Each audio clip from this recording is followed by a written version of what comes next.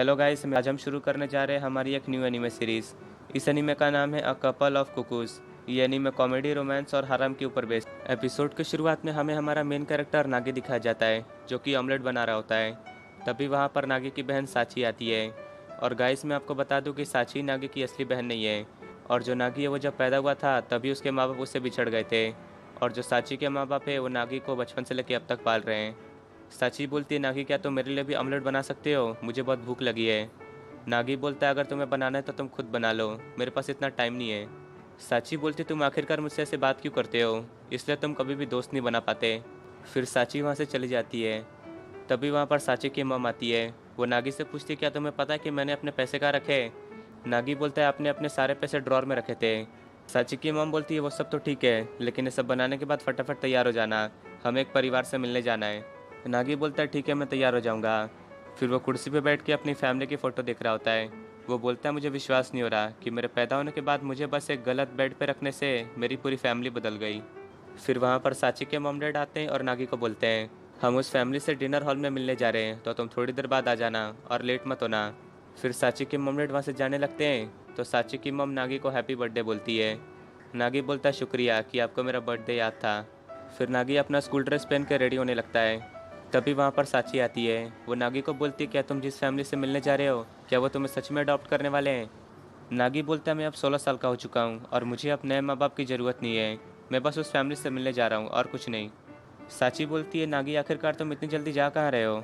नागी बोलता है, मैं लाइब्रेरी जा रहा हूँ क्योंकि मुझे पढ़ाई करना है और मुझे कुछ भी करके मेरे राइवल को पढ़ाई में हराना है।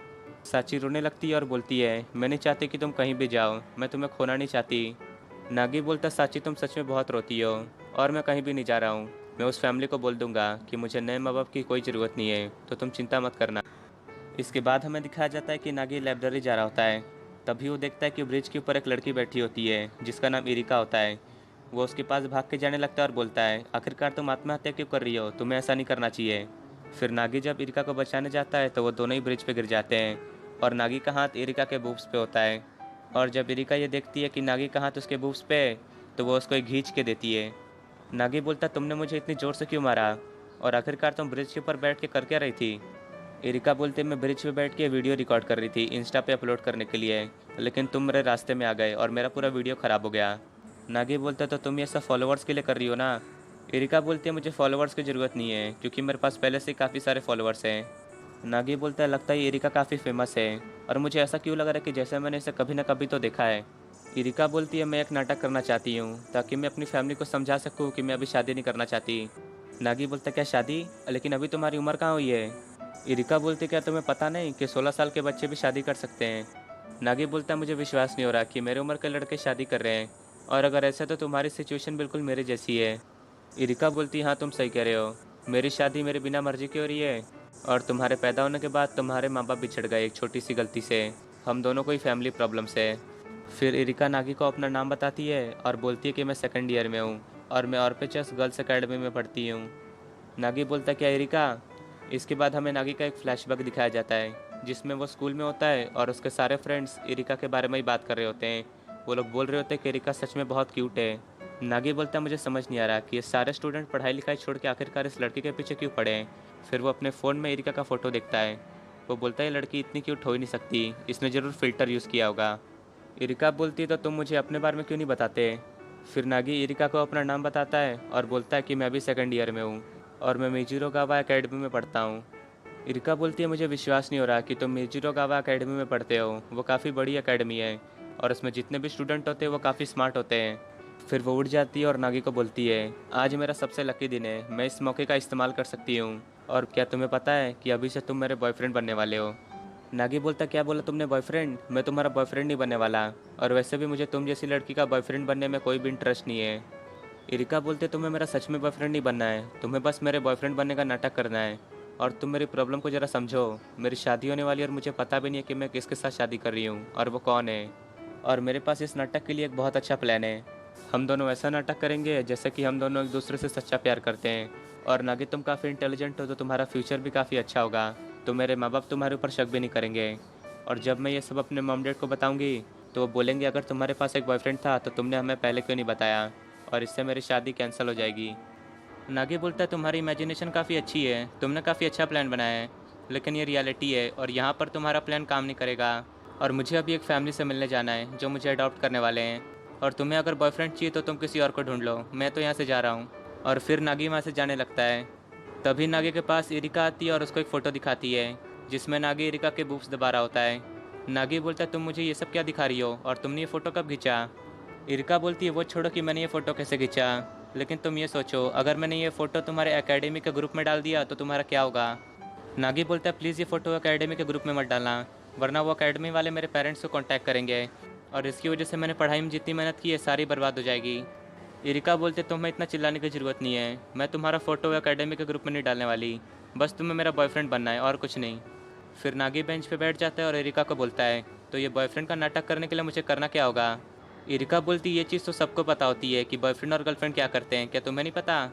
नागी बोलता मुझे क्या पता होगा कि गर्लफ्रेंड और बॉयफ्रेंड क्या करते हैं, मैंने तो अपनी पूरी ज़िंदगी पढ़ाई करते हुए बिता दी और मैं कभी भी किसी डेट पे नहीं गया हूँ। फिर इरिका नागी के पास आती है और उसके साथ फ़ोटो खींचने लगती है, लेकिन नागी फ़ोटो नहीं खिंचवाना चाहता है तो उनकी फ़ोटो काफ़ी अजीब आती है। इरिका बोलती क्या तुम्हें फ़ोटो खिंचाना नहीं आता, तुमने कितना बेकार पोस्ट किया है। नागी बोलता है तुम्हें ये फ़ोटो अपने मॉम डैड को ही दिखाना है ना, तो तुम ये फ़ोटो भी दिखा सकती हो, इसमें बुराई क्या है। इरिका बोलती है मुझे अपने मॉम डैड को दिखाने के लिए एक अच्छी फ़ोटो चाहिए जिसमें तुम बिल्कुल सही से खड़े हो और एकदम स्मार्ट लगो। फिर इरिका बेंच पे बैठ जाती है और नागी को उसके पास आने के लिए बोलती है। फिर इरिका नागी के कुछ ज़्यादा ही क्लोज आ जाती है तो नागी बोलता है इस इरिका की बॉडी स्मेल सच में काफ़ी अच्छी है। और फिर उन दोनों की जो सेल्फी होती है उसमें नागी काफ़ी अजीब तरीके के पोज में आता है। इरिका बोलती है नागी क्या तुमने अपनी ज़िंदगी में कभी भी सेल्फी नहीं ली है, क्या तुम ठीक से फ़ोटो नहीं खिंचा सकते। तभी इरिका नागी का हाथ पकड़ती है और उसको अपने साथ कपड़े खरीदने के लिए लेके चली जाती है। फिर हमें दिखाया जाता है कि वो दोनों एक दुकान में चले जाते हैं और नागी वहाँ पर काफ़ी सारे कपड़े पहन कर ट्राई करता है। इसके बाद वो दोनों एक एक कपड़ा फाइनल कर लेते हैं। इरिका बोलती है मैंने अपने फ्रेंड से सुना था कि सेम कपड़े पहनने से गर्लफ्रेंड और बॉयफ्रेंड और ज़्यादा प्यारे लगते हैं। नागी बोलता है इसमें प्यारी दिखने वाली कौन सी चीज़ है, हमने बस सेम कपड़े ही तो पहने हैं और वैसे भी मुझे ऐसे कपड़े पहनने अच्छे नहीं लगते। फिर इरिका ने जितने कपड़े खरीदे होते हैं वो उनका बिल भरने के लिए चले जाती है तो उनका बिल 4,000 के ऊपर आता है। नागी बोलता है आखिरकार इसने कितने महंगे कपड़े खरीद लिए, मेरे पास तो सिर्फ 1,000 है। तभी इरिका अपने कार्ड से उन सारे कपड़ों के पेमेंट कर देती है। नागी बोलता है मेरे क्लासमेट बिल्कुल सही कह रहे थे कि ये इरिका सच में बहुत अमीर बाप की बेटी है। फिर इसके बाद इरिका और नागी सेल्फी लेने लगते हैं तो उस सेल्फी में नागी ने काफ़ी अजीब पोज बनाया होता है। इरिका बोलती है तुम इस पोज में बिल्कुल किसी मरे हुए आदमी जैसे लग रहे हो और अगर तुम्हें मेरा बॉयफ्रेंड बनना है तो तुम्हें स्ट्रांग दिखना पड़ेगा। फिर इरिका वापस से एक सेल्फी खींचती है जिसमें नागी ने बिल्कुल एक गैंगस्टर जैसा पोज किया होता है। फिर इरिका अपने कपड़े चेंज करने के लिए चली जाती है। नागी बोलता है इस इरिका ने जितने भी फ़ोटो खींची है ये सब जाके ही अपने पेरेंट्स को ही दिखाने वाली है, तो इसने ये क्यों बोला कि अगर तुम्हें मेरा बॉयफ्रेंड बनना है तो तुम्हें स्ट्रांग दिखना पड़ेगा। मुझे ऐसा लग रहा है कि इस इरिका की फैमिली गुंडागर्दी का काम करती है। फिर इरिका वापस आ जाती है तो नागी बोलता है आखिरकार तुम्हारी फैमिली क्या काम करती है। इरिका बोलती है मेरी फैमिली होटल चलाती है। नागी बोलता लगता है मैंने कुछ ज़्यादा ही सोच लिया। इरिका बोलती है जो फ़ोटो हमने पहले खींची थी मैं वही फ़ोटो अपने मॉम डैड को दिखाने वाली हूँ। मुझे नहीं लगता कि मेरे मॉम डैड को इससे फ़र्क पड़ता है कि मेरा बॉयफ्रेंड स्ट्रांग है या नहीं। और मुझे ऐसा लगता है कि एक असली फ़ोटो वही होती है जिसमें हम उस मोमेंट को फील कर पाते हैं जब हमने वो फ़ोटो खींचा था। और हमने जो फ़ोटो पहले खींची थी वो बिल्कुल नेचुरल थी, उसमें ना हमने कोई एक्टिंग की थी और ना हमने उसके लिए अलग से कपड़े पहने थे। और इसलिए मेरे जितने भी फ़ोटोज़ हैं मैं उनमें कोशिश करती हूँ कि कम से कम एडिट करूँ। नागी बोलता क्या तुमने अच्छे से सोच लिया है कि तुम यही फ़ोटो अपने मॉम डैड को दिखाना चाहती हो, हमने और भी काफ़ी सारे फ़ोटोज़ खींचे हैं। इरिका बोलती है ये फ़ोटो काफ़ी अच्छी और फ़नी भी है तो मैं यही सेंड करने वाली हूँ। फिर इरिका और नागी बेंच पे बैठे होते हैं तो नागी अपने मन में बोलता है मुझे लगा था कि इरिका और मैं दोनों बहुत अलग ही ज़िंदगी जीते हैं, लेकिन हम दोनों में काफ़ी सारी चीज़ें सेम हैं। तभी इरिका को उसकी मॉम का मैसेज आता है। उसकी मॉम बोलती है तुमने ये जो फ़ोटो मुझे भेजा है वो काफ़ी फ़नी है, लेकिन अब ये सब छोड़ो और फटाफट घर आ जाओ। नागी बोलता दिन भर फ़ोटो खिंचाने के बाद भी कुछ नहीं हुआ, तुम्हारी मॉम तो तुम्हारी शादी करवा के ही रहेंगी। इरिका बोलती है अब शादी कैंसिल करने का सिर्फ एक ही रास्ता है कि हम दोनों और ज़्यादा क्लोज आए, तुम समझ रहे हो ना कि मैं क्या बात कर रही हूँ।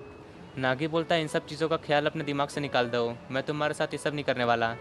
तभी वहाँ पर कुछ स्टूडेंट्स आ जाते हैं, वो बोलते हैं तुमने बोला था कि तुम्हारे पास कोई भी बॉयफ्रेंड नहीं है, तो अभी तुम्हारे साथ ये कौन है। नागी बोलता है आखिरकार ये लोग कौन है, कि ये तुम्हारे दोस्त हैं। इरिका बोलती ये सब मेरे एकेडमी के बाजू वाले स्कूल के स्टूडेंट्स हैं और मैंने इनके साथ एक दिन प्यार से बात क्या कर ली, ये लोग मेरे पीछे ही पड़ गए। तभी उन स्टूडेंट्स में से एक लड़का बोलता है आखिरकार तुम्हारे साथ ये लड़का कौन है। तो इरिका नागी को बोलती है तुम बस इन्हें इग्नोर करो, तुम्हें इनके साथ कुछ करने की ज़रूरत नहीं है। लेकिन नागी इरिका की बातों को नहीं सुनता है और उन सारे स्टूडेंट्स को जाके बोलता है कि मैं इरिका का बॉयफ्रेंड हूँ। इरिका बोलती है तुम्हें इन सबको ये बताने की क्या ज़रूरत थी कि तुम मेरे बॉयफ्रेंड हो, और अब तुम्हारी वजह से पूरे स्कूल को पता चल जाएगा कि मेरे पास एक बॉयफ्रेंड है। मुझे लगा नहीं था कि तुम इस टाइप के आदमी हो। तभी एक स्टूडेंट नागी को बुरा भला बोलने लगता है और उसको मारने के लिए आने लगता है, लेकिन अपने नागी भैया उसको सिर्फ एक ही पंच में लिटा देते हैं। नागी बोलता है अगर तुम तीनों मुझे इरिका के आसपास भी दिखे तो मैं तुम्हें छोड़ने नहीं वाला। फिर वो तीनों वहाँ से भाग के चले जाते हैं। इरिका बोलती है नागी तुम सच में काफ़ी औसम हो और तुम्हारी वजह से मुझे एक आइडिया मिला है। अब मुझे शादी करने से भागने की ज़रूरत नहीं है। जो भी मुझसे शादी करने के लिए आएगा मैं उसे बस एक पंच मार दूंगी और इसके बाद वो मुझसे शादी करना ही भूल जाएगा। नागी बोलता है लेकिन ये कुछ ज़्यादा नहीं हो जाएगा तुम्हारे लिए? इरिका बोलती है मैं तो बस उस पल का इंतज़ार कर रही हूँ जब वो लड़का मुझे देखने आएगा। मैं उसको अपना पंच मारने के लिए इंतज़ार नहीं कर सकती। मैं तो उसका मुंह तोड़ दूंगी जैसे तुमने उस लड़के का तोड़ा नागी। नागी बोलता है अगर तुमने यही करने का सोचा है तो ये बिल्कुल सही होगा, तुम्हें यही करना चाहिए। तभी वहाँ पर इरिका का ड्राइवर आ जाता है और इरिका अपने कार में जाकर बैठ जाती है। इरिका नागी को शुक्रिया अदा बोलती है। वो बोलती है तुमने आज मेरी बहुत मदद की और जो फ़ोटो मैंने खींची थी मैं उसे डिलीट कर दूंगी, तो तुम चिंता मत करना और मुझे माफ़ कर देना। शायद मैं तुमसे कभी भी मिल नहीं पाऊंगी।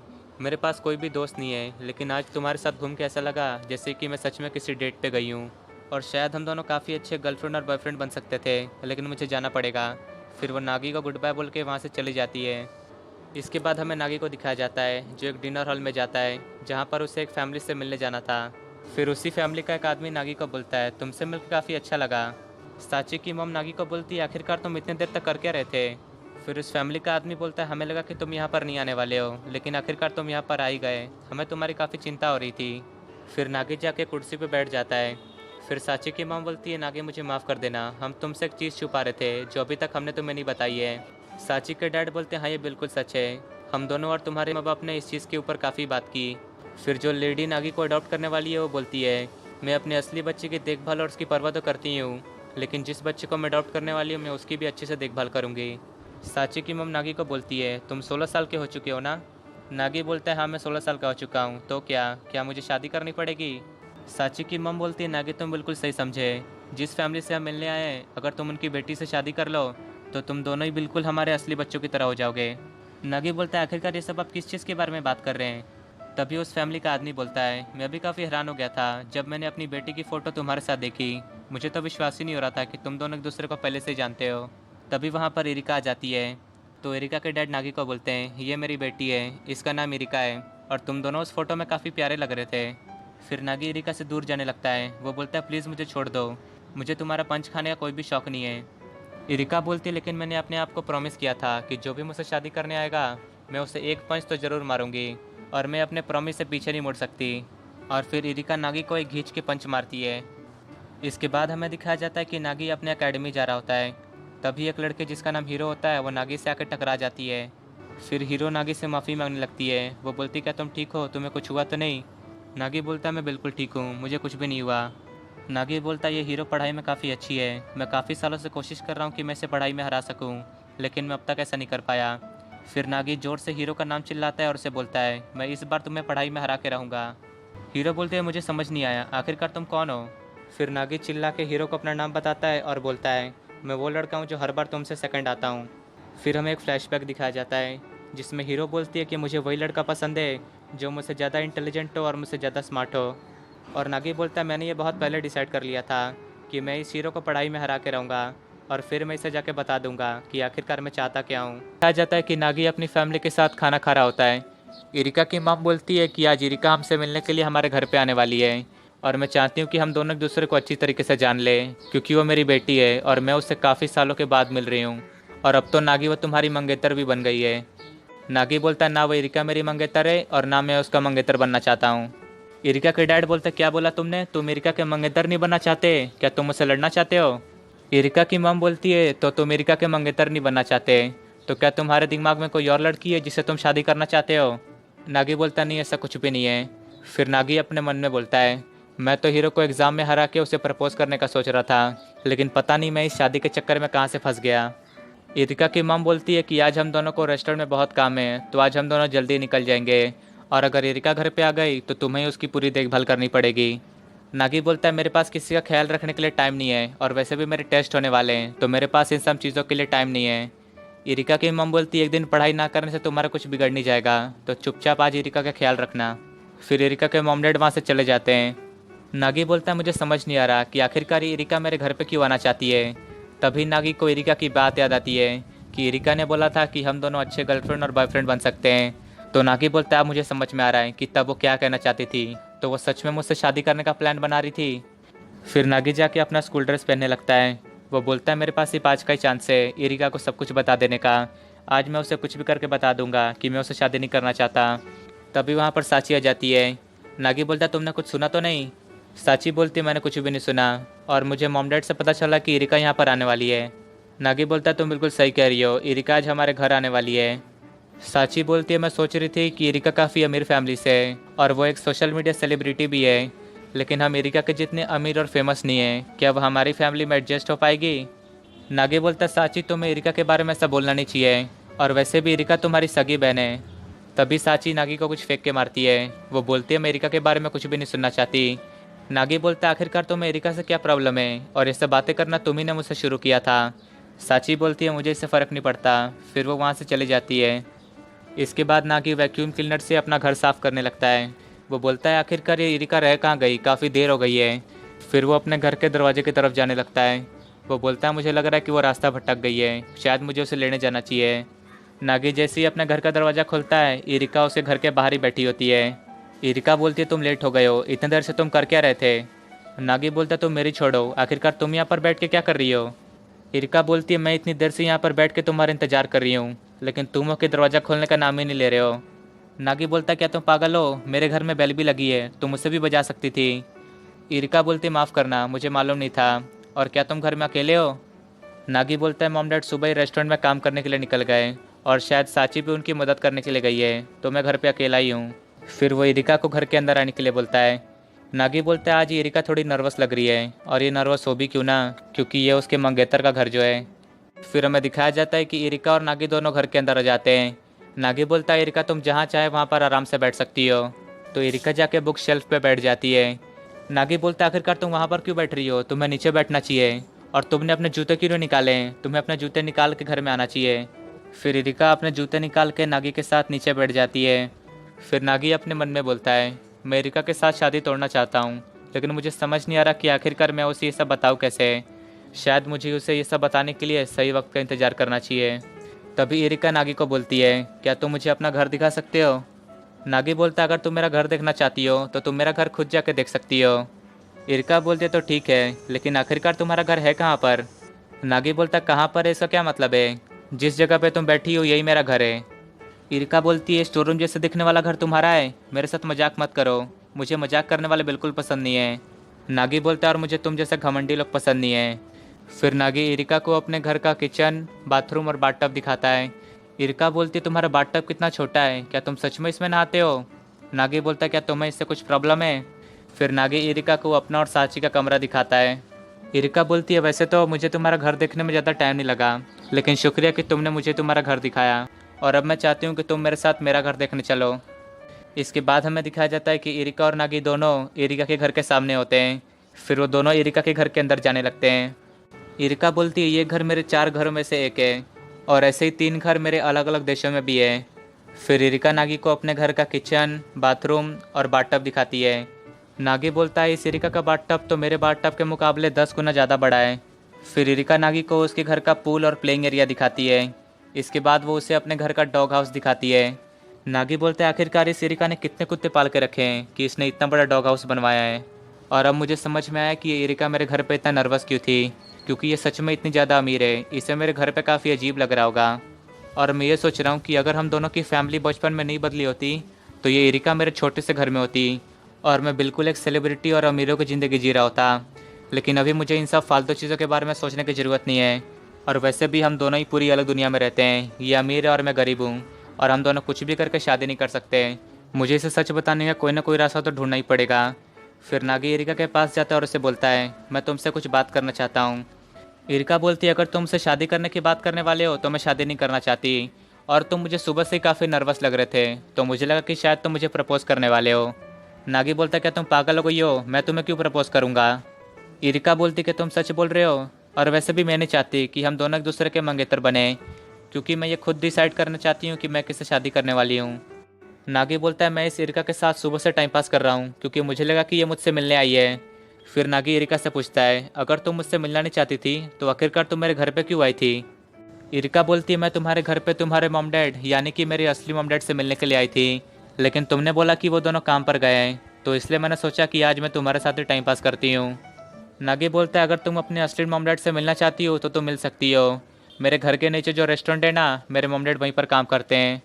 इरिका बोलती है अगर ऐसी बात है तो मैं उन दोनों को कुछ बताना चाहती हूँ, और वो भी फेस टू फेस। इसके बाद हमें दिखाया जाता है कि इरिका और नागी नागी के मॉम डैड के रेस्टोरेंट में जाते हैं।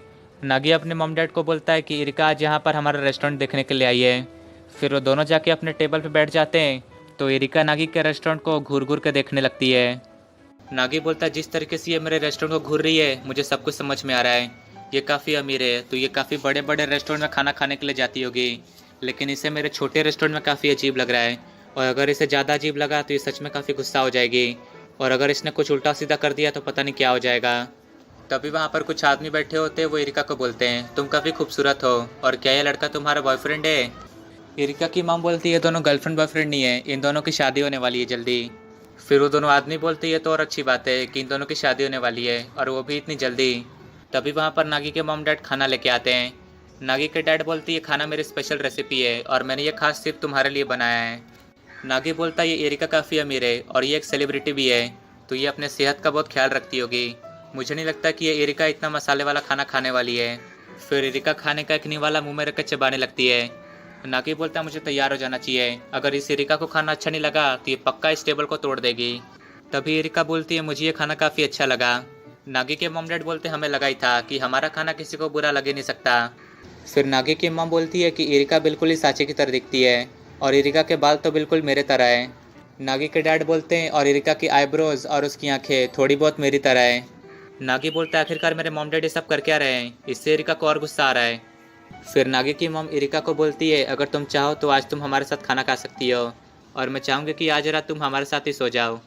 नागी बोलता है आखिरकार ये दोनों एरिका को बोल क्या रहे हैं, ये इतनी अमीर है, आखिरकार ये हमारे घर में क्यों रुकेगी।